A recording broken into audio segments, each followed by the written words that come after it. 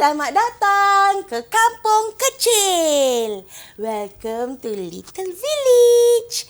Yes, kecil means little or small and kampung means village. I love living in this kampung and I've stayed here since I was 5, 6, 7, all my life. Yes, it's just a stone's throw away from here. And if you're to look out at the sea, we are somewhere across there. Our kampung was named Little and so was the island that the kampung was on, Pulau Batu Bulat. It looks like a small round boulder if you were to look at it on the map. That's why it was named Pulau Batu Bulat, small round stone.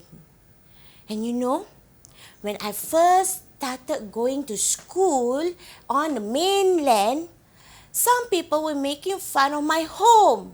They said things like, "Hey you, go back to your island. This place is too big for you."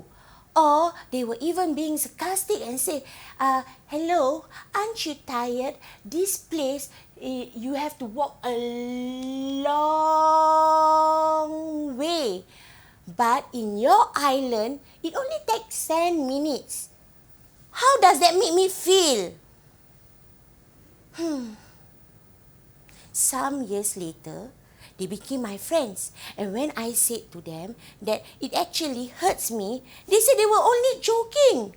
But if your jokes upset me, how does that make me feel? Is that okay?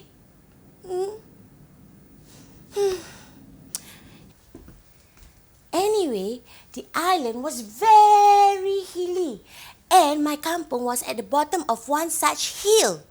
Yeah, and then there were different families and these different families, they stayed all over the island. The Indians and the Malay families, they stay at the lower ground in the middle of the island. And the Chinese family tends to be on the upper ground. But the Chinese families, they have to pass through our little kampung because we are in the middle of the island.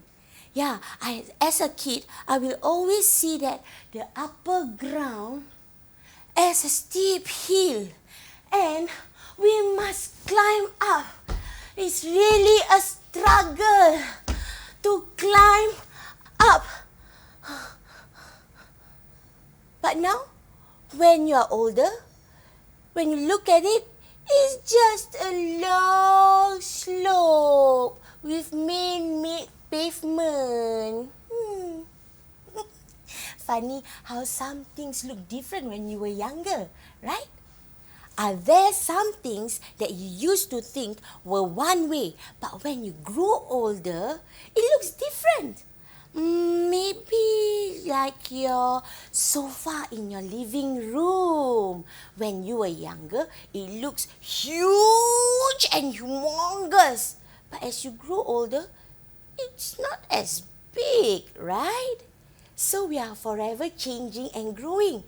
So just like our views, we are forever changing, right?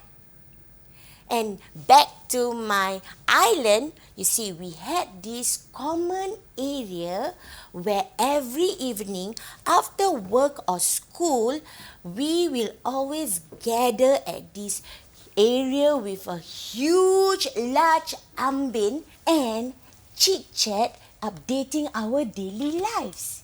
And these uncles who stayed at the upper ground, they will have to pass through this large ambin area before going home because their transport that brings them to their jobs all around the island will have to stop at the main road at the lower ground. So before they proceed home, they will stop by and chit-chat with all of us. Cik Leha and her family stayed at the upper ground with the Chinese families.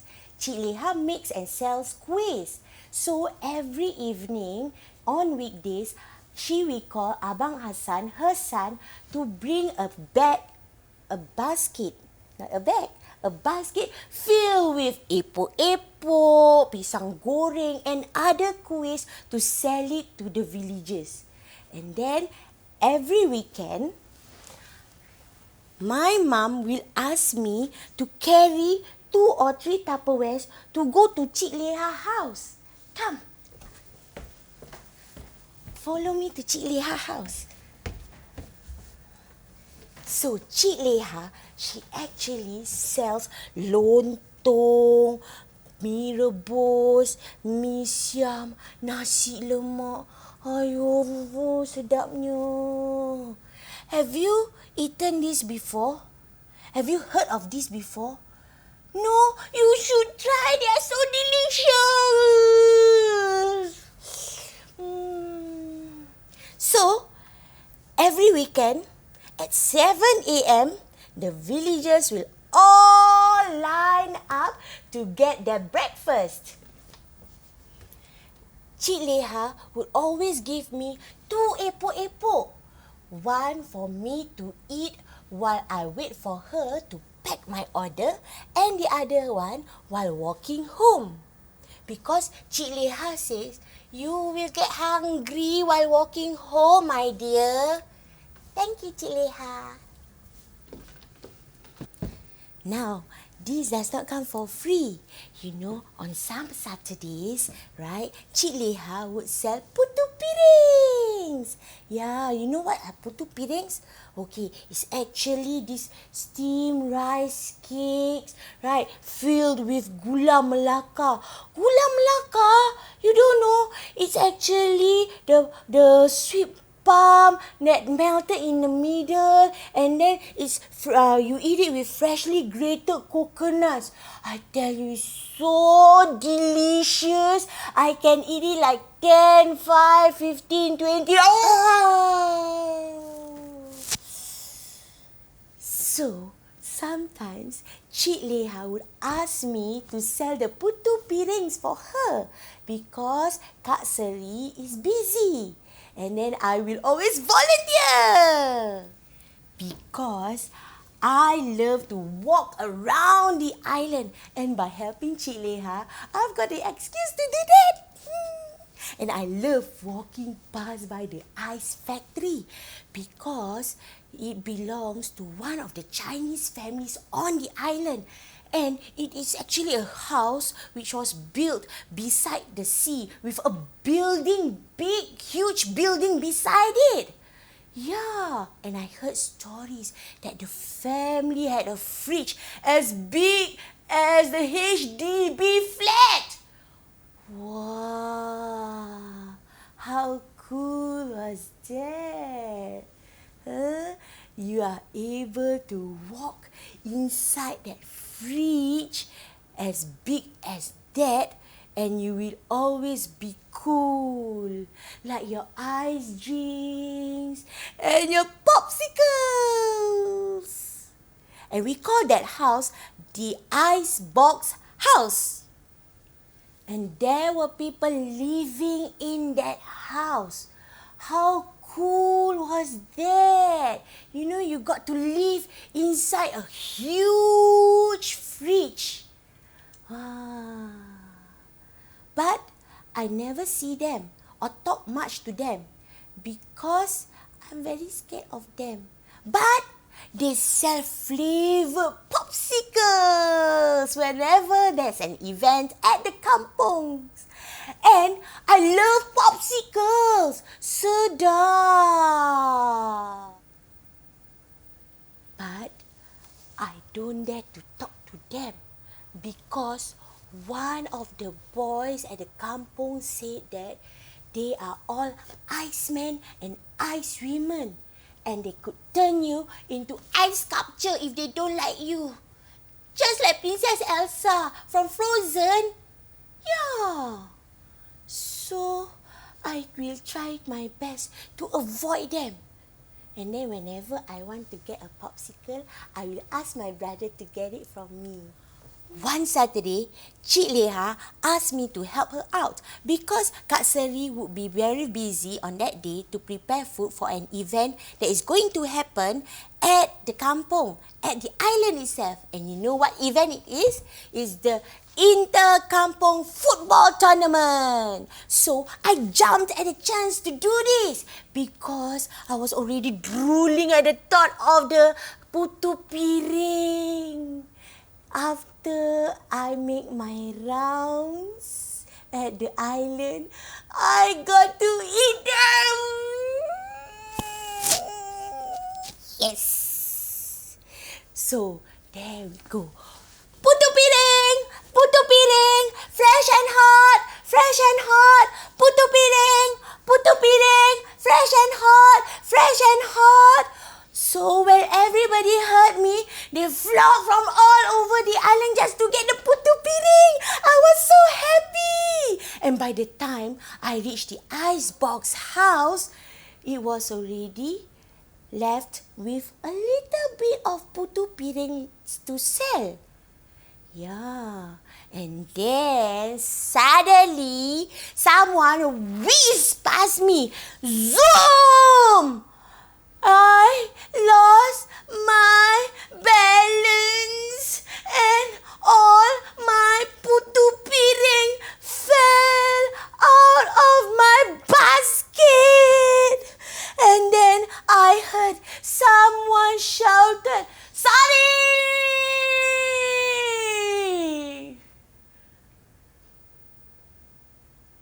And then when I look at my basket, it was empty.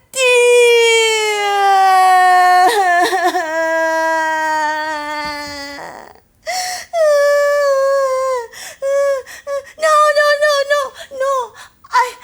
I was crying not because of the pain on my knee. No, it was because of my empty basket. I got no more putu pirings. Most of them had already thrown out of the basket and now it is on the ground. Surely there will be no more putu piring left for me. So as I was wiping my tears and cleaning myself up, suddenly I heard a voice. "Are you okay? Come, I help you." I turned around and I was shocked. It was the man from the icebox house. The Iceman. Yeah, the one living in the fridge. I mean, the Iceman from the icebox house. He's here beside me and talking to me. I thought they are supposed to be mean, cold, and grumpy. But no. He's here talking to me very nicely and politely. And he helped me pick up all the remaining packets of putu piring. I was shocked. Oh. And best of all, he did not turn me into ice. Yes. I was in awe. I've never spoken to any one of them before, but I was very, very thankful for his kindness. After he helped me, we realized that we only have one packet of putu piring that can be eaten. The rest are all spilled out of the banana leaves and all over the road. There goes my chance of eating putu piring today. The ice boy, he actually took out the money from his pocket and pass it to me. And then I look at his money. I look at my putu piring. Money, putu piring. Money, putu piring. So I took his money and passed the putu piring to him. He took the putu piring and walked gleefully back to his icebox house. Suddenly, he stopped. What's wrong now? He slowly turned back and walked towards me. Now I'm quite scared. Maybe he's going to turn me into ice after all. Suddenly, I heard him say, "Nah, for you." Huh? He actually wanted to give me a piece of a putu piring. So, what did I do? I took the putu piring and put it inside my mouth. So delicious. I said, "This is my favorite, you know." "Oh, it's mine too. Anyway, thank you for your hard work, huh?" And then he ran back to the icebox house. Wow, how cool is he?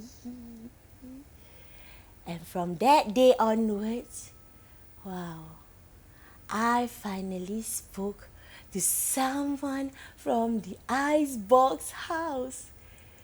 He was actually very kind and very nice. Yeah, I would not have known if I hadn't fell down in front of his house, right? Yeah. You see, what will happen if I were to run away? Of course, I will not know he is going to help me or be that nice person. Yeah, and why do you think he helped me? Because he wants to buy my putu piring? Maybe, or maybe he saw me on the ground and he saw what happened between me and the boy on the bicycle. That's why he came to help me, right? And also, I should not listen to what other people said about others before I got to know them myself, right? So, friends, these are just one of the many exciting stories that happened on this little island of Pulau Batu Bulat. And who knows, maybe you might hear another one soon, right? Or even better, come and visit us one day. We are somewhere over there. Yes, over there, across the sea, full of stories for you and me to enjoy. See you then. Bye.